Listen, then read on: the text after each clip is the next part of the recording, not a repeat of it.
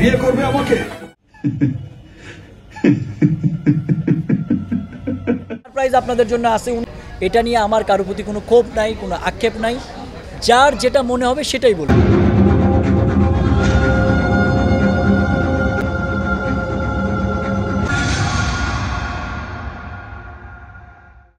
বেরোলাম, চেম্বারটা বন্ধ করে দিস, আর 13 নম্বর পেশেন্টের খেয়াল রাখ।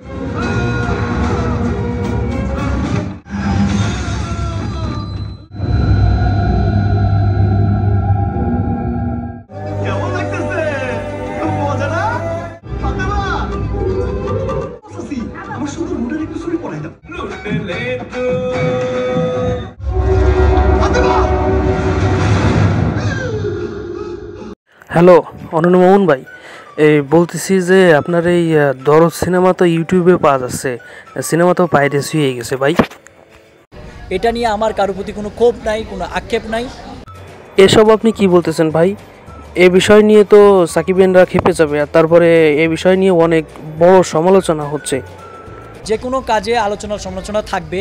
আলোচনা করার অধিকারও যেমন সবার আছে, সমালোচনা করার অধিকারও সবার আছে। মামুন ভাই, আপনার কথা শোনার পর তো আমার এবং সাকিবিয়ান যারা আছে তাদের মনের অবস্থাটা কেমন হচ্ছে জানেন? একদম ঠিক এরকম হচ্ছে।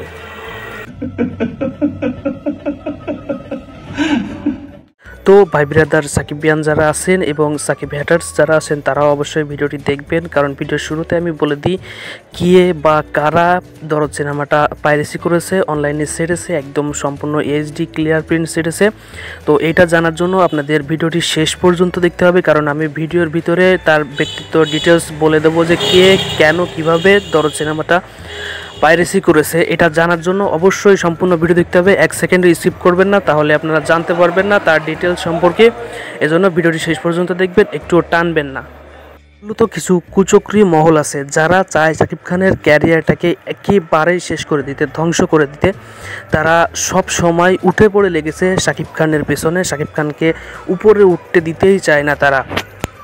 এই দরদ সিনেমাটার শুটিং থেকে শুরু করে রিলিজের ডেট পর্যন্ত এর ভিতরে গানের আপডেট বা প্রমোশনাল যে বিষয়গুলোই আছে না কেন সবগুলো নিয়ে যে নাটক দেখিয়েছেন অনন্য মামুন, তাতে ভালোভাবে বোঝা যাচ্ছে যে অনন্য মামুন চায় না যে শাকিব খান এই দরদ সিনেমার দ্বারা আরও উপরে উঠে যাক।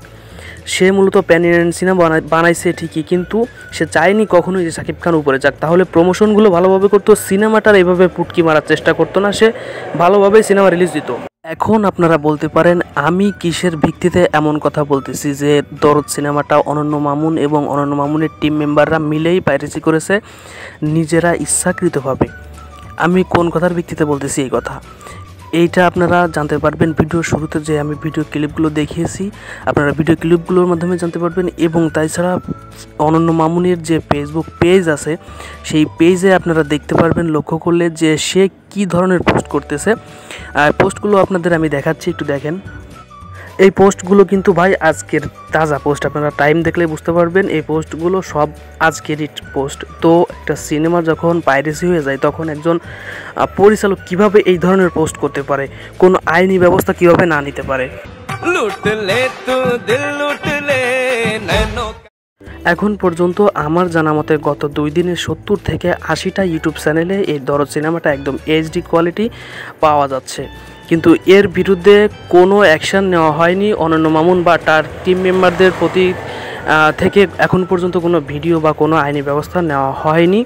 তো তার মানে আপনারা কি বুঝতে পারতেছেন কেন আইনি ব্যবস্থা নেবে? কারণ এই যে দরদ সিনেমাটা এটা তো অনন্য মামুন এবং তার টিমে যারা আছে তারা মিলে দরদ সিনেমাটা পাইরেসি করেছে, ষড়যন্ত্র করে শাকিব খানের ক্যারিয়ার ধ্বংস করার জন্য। তো তারা তো আইনি ব্যবস্থা নেবে না, কেন নেবে? অনন্য মামুন এবং তোর টিম মেম্বারের যারা আছে সবাই বা শাকিব খানের ক্ষতি করতে চায় যারা, তারা সাবধান হয়ে থাক। তোরা যতই শাকিব খানকে ধ্বংস করতে চাস না কেন তোদের আশা পূরণ হবে না কখনোই, কারণ সাকিবিয়ানরা আছে শাকিব খানের ছবি হিট করানোর জন্য, সব সময় আমরা সাথেই আছি। প্রিয় সাকিবিয়ান ভাইয়েরা, আপনারা যারা আছেন তারা ইউটিউব চ্যানেলের দরদ সিনেমাটা যে চ্যানেলে দেখতে পারবেন সেই চ্যানেলে রিপোর্ট মারবেন, চ্যানেলটা যেন উড়ে যায় এরকম একটা ব্যবস্থা সাকিবিয়ানরা অবশ্যই করবেন যাতে দরদ সিনেমাটা ইউটিউবে বেশি দিন না থাকে। ধন্যবাদ।